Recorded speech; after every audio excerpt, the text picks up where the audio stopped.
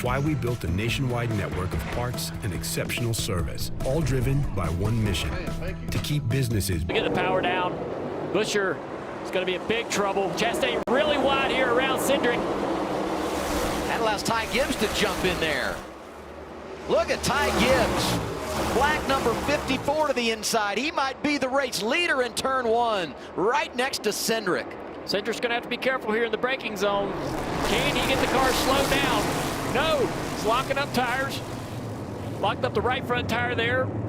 Buscher seems to be struggling even more so. And patience is going to run thin behind those cars that can't keep up. Man, it is so tight when you come off of 3 and then you hit this area of the track to come to 4. They're just barely able to get on the gas. Think about trying to use the throttle with an egg between your foot and the throttle and not crack that egg. That's what you're trying to do, getting on the gas out of these corners, trying to keep the tires from spinning, and there's going to be some contact. But this is running offline. Ross Chastain way out of the groove, but that's where the grip is. Look at the 60 there, starving for grip. You don't want to be on that paint. You're going to have no grip trying to go to throttle there. Look at Van Gisbergen. Full contact with his teammate. Priest waiting in the wings. This for third.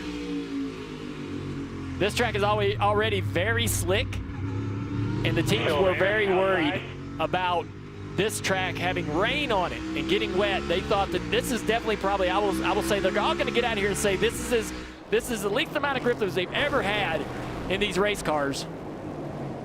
Look at all these guys having issues on the entrance to 4, the top left of your screen. Bunch of guys went straight, bottom right, 3 wide, entering the stadium, slipping and sliding. I imagine 7, Justin Haley, Kyle Larson goes around Zane Smith, and the 19 is Chase Briscoe. Here comes the 2. Big damage for the 5 of Kyle Busch. Saw the toe link on the right front killed. The 8, the rear toe link on it destroyed. Look at the back of the 7 car as he pulls away, destroyed. That was a massive hit. Kyle Busch just lost all traction as the rear brakes locked up on the entry to that corner. Second caution, 7 laps in. Let's take a look exactly what happened, Dale. You mentioned it. It was on braking. Here's Kyle Busch, and he is on the brakes, and it is just not going, and he loses rear grip. The car behind him the same way. And then it's just pinballs down here in the corner. The 38 of Zane Smith was kind of chasing the 8 in. They both lost rear grip, and then Cindric, he comes in on those slicks. No chance to slow down. Yeah, it was like those guys, you know, they're out there in that traditional line trying to brake and slow the car down in that traditional line, and as it gets wet, you got to sort of offset a little bit and use a different part of the racetrack really to find that grip. Is right on board with AJ Allmendinger. Watch this. Oh! And he never saw that coming. Riding on board with Zane Smith next here. Not getting this thing stopped, Zane. It's like he was using Kyle Busch as a reference, and Kyle was in way too deep. We had a lot of cars, even in the drive practice, locking up rear brake. 13, 14, and 15 now. Who can get the drive? SVG using the drive from the top of the racetrack to motor down this front straightaway. Suarez once again wide. He must like that asphalt out there, feel it's an advantage. Another driver making it work back there behind him, Christopher Bell, qualified 31st. He's made his way inside the top 10 early. I imagine trying to get the power down coming out of turn 15. Flat off the racetrack right there.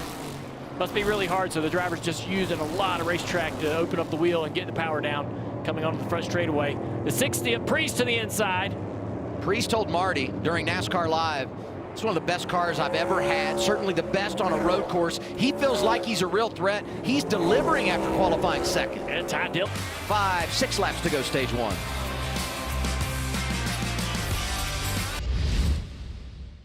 Get a little water and temperature out of the tires. Here's the battle up front. Priest, Blaney. I don't know if Priest could just hold off Blaney. Blaney has run him down about a half a second a lap for the last 4 laps.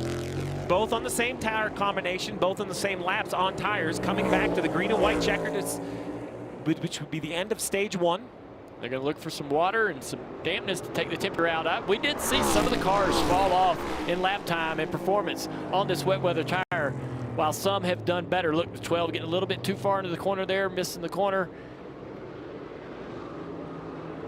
Now you can see that line starting to dry out as they head on into the S's.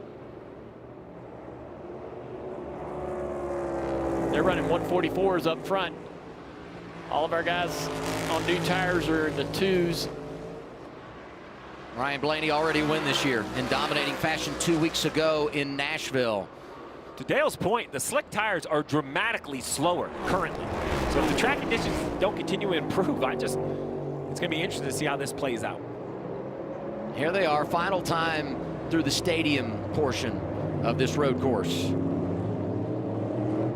Priest looking for his 3rd career stage win and 2nd on the road. Both would come here in 2025.